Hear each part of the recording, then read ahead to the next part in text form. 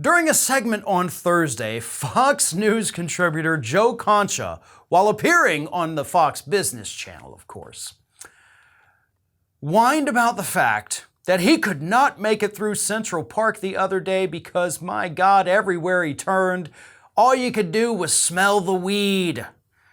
That's right, apparently pot smokers have taken over Central Park. And Joe Concha says this is clearly why New York is having a crime problem right now. Let me read what he had to say. We're allowing these people out on the streets and we wonder why there's an exodus going out of New York and out of San Francisco and Los Angeles.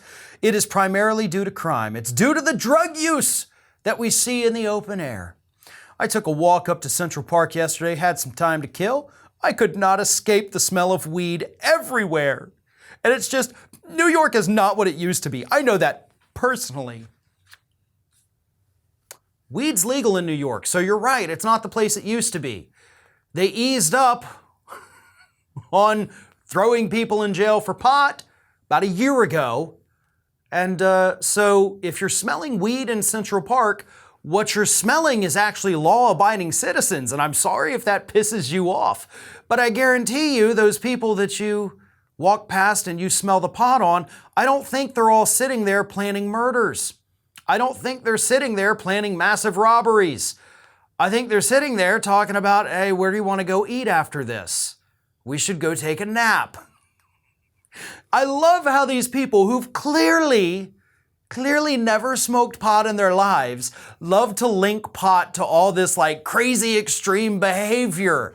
Folks, I think a lot of people watching this understand, like, if you get high, the last thing you're thinking of is pulling off a major crime. And even if you're discussing it, I guarantee you, you're not actually gonna do it because you're gonna forget about it in about 5 seconds.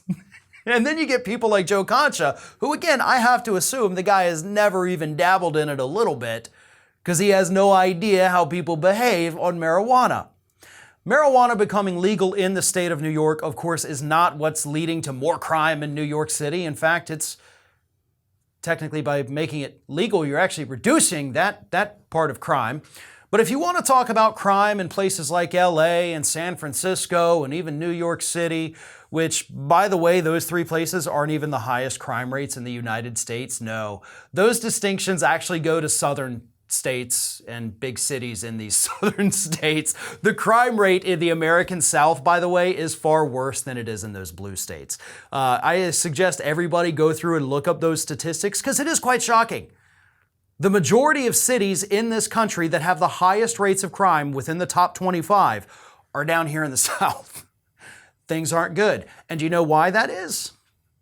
Massive inequality.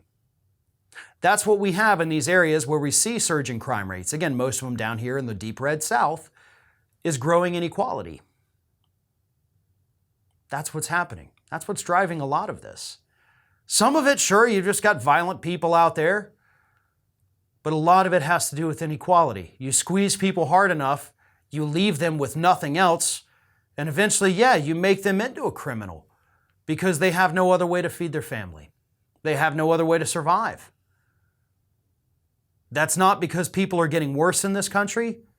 It's because our economic systems are failing them. It's not because they're smoking pot in Central Park. It's because the system has screwed these people over so badly that they had nothing else to turn to. This is Hattie. Hattie wants to know why you have not subscribed to our channel. You obviously like our videos, so do us a favor and subscribe.